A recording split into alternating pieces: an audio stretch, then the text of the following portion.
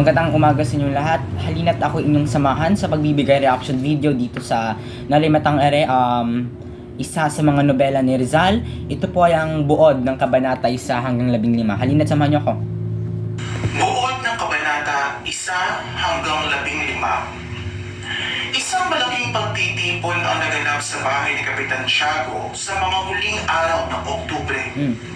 Lahat halos ng kanyang kakilala ay kanyang inimbitahan, kasama sila Padre Damaso, Padre... So dito daw sa kabanata, sa unang kabanata ay naghanda ng isang malaking pagtitipon si Kapitan Tiago at kanyang inimbitahan ang mga matatalik na kaibigan tulad ni Padre Damaso, Padre Silvia, Doña Victorina, si Teniente, marami pang iba.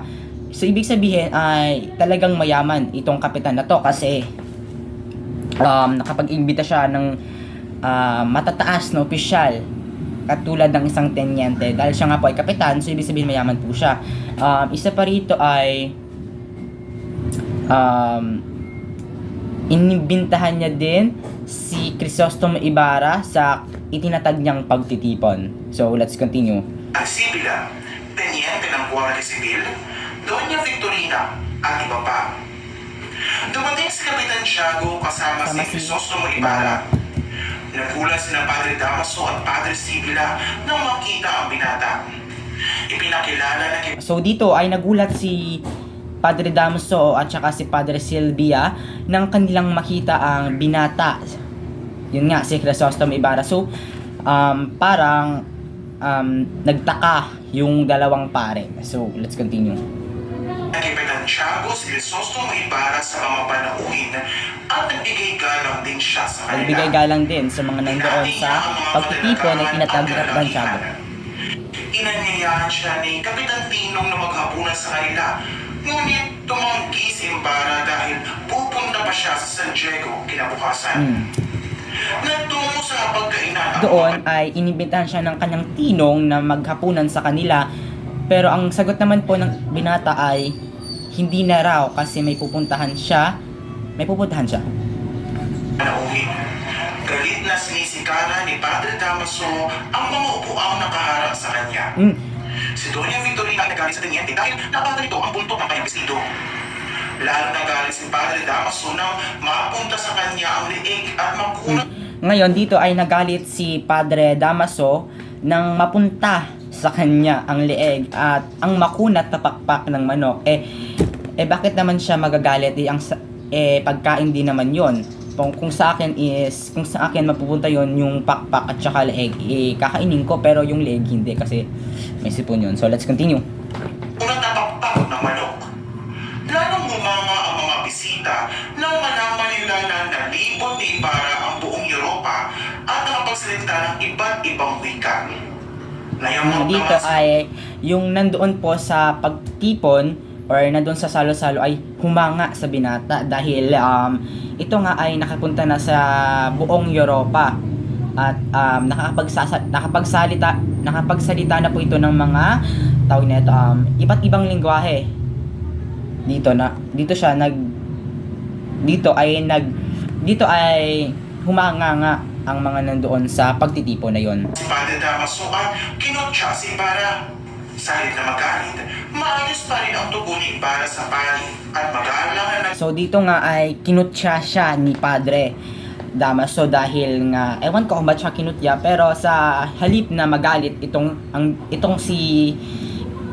binata ay maayos pa rin ang tugon nito at magalang pa rin ang nagpaalam sa mga naroon sa hapagkainan or hapunan na itinatag ni Padre itinatag ni Kapitan Tiago at etong nangungot siya sa kanya, yung si Padre Damaso ay ginalang niya pa rin. Magalang siyang nagpaalam dito na sa mga naroon. Let's continue. Nagpaalam sa mga naroon. Pagkaalis ni Ibarra sa bahay ni Kapitan Tiago. So dito naman po sa ika-4 na kabanata ay nalaman na ni Ibarra mula sa tenyente. Si tenyente po ay nandun din sa hapagkainan. So, ngayon, nilapitan siya ni Teniente Guevara para nilapitan siya ni Teniente Guevara at nalaman ng binata na ang tungkol sa pagkamatay ng kanyang ng kanyang ama. Let's continue. Teniente Guevara ang tungkol sa pagkamatay ng kanyang ama. Ayon sa Teniente, hinuli at ikinulong ang kanyang ama dahil sa pagkamatay ng artilyerong Kastila nang tumama ang ulo nito sa bato dahil sa pagtatanggol ng kanyang ama sa batang lalaking pinukol niya ng baston sa ulo. Para sa akin is dapat binigyan niya ng sariling kaligtasan. Yung ama niya dapat inuna muna ang kapakanan ng sarili niya para hindi ito napahamak dahil nga sa kabutihan ng kanyang ama ay kanyang iniligtas yung bata doon. Continue. Huli na ang lahat ng mapatunayang walang kasalanan ang kanyang ama. Dumating si Ibarra sa kanyang tinutulugan sa Fonda de Lala na gulong isip. Ngayon ay ang ganda naman ng bahay ang ganda naman ng tinutuluyan ni Ibarra sa Fonda de Lala. Ang ganda ng pangalan. At dito nga ay gulong-gulo ang kanyang isip dahil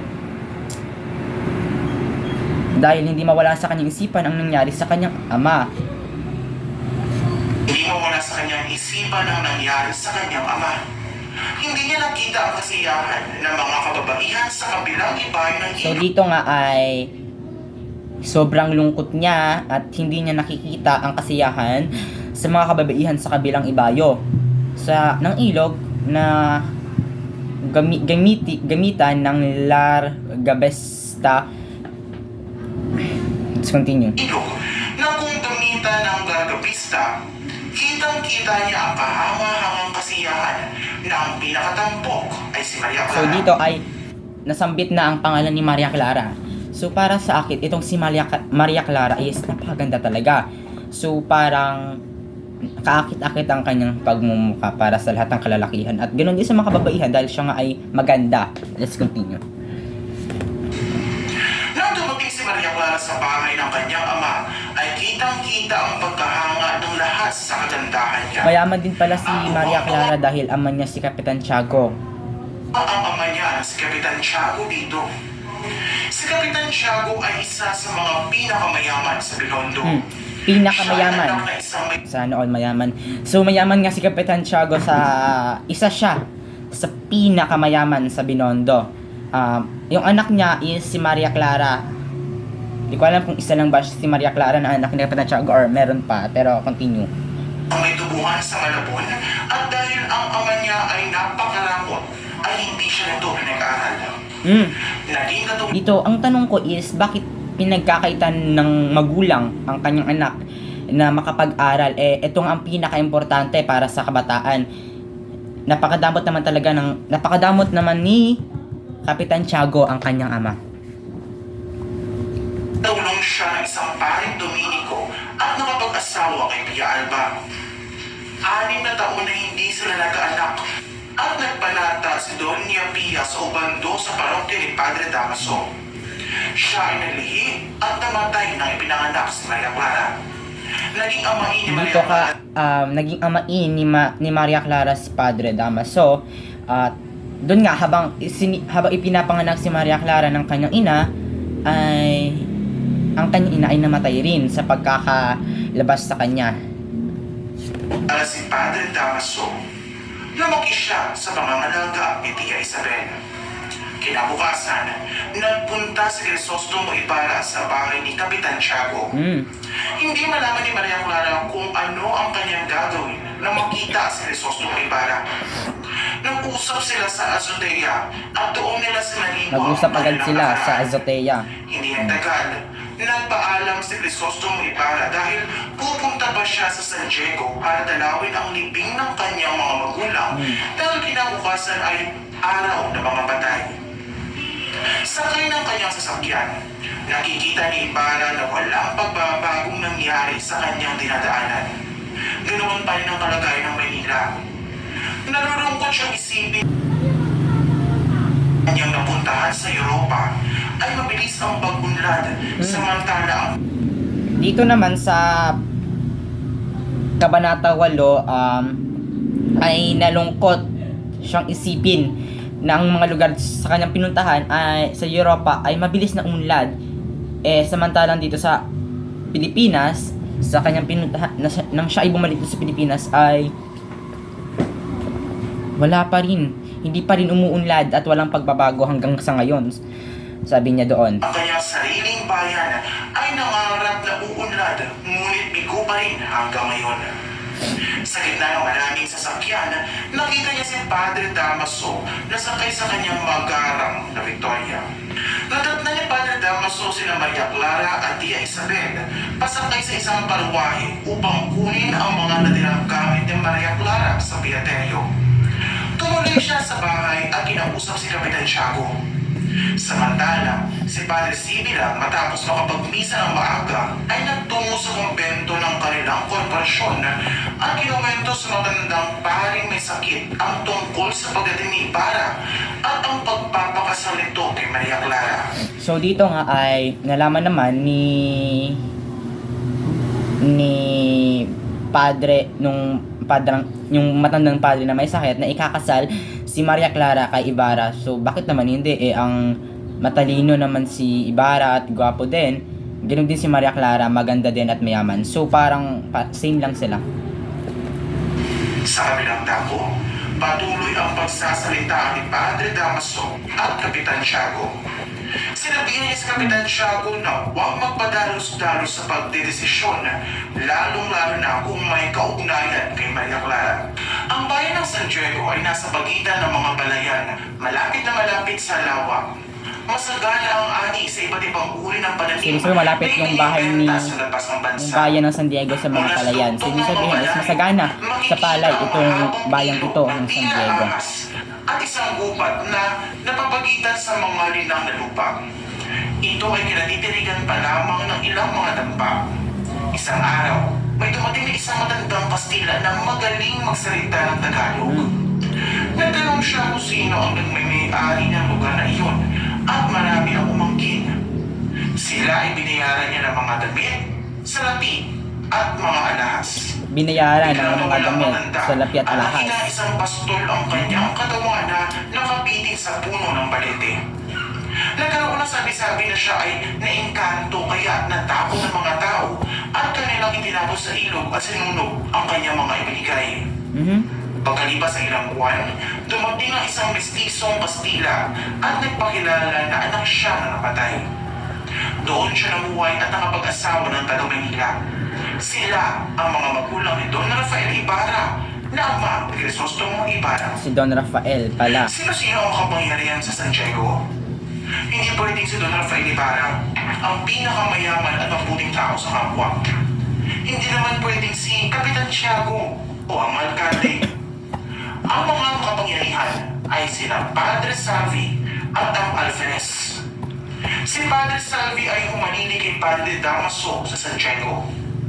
Palagi niyang pinasasara ang pintuan ng simbahan tuwing siya'y sesermon, lalong-lalo na kung nandoon ang Alferez.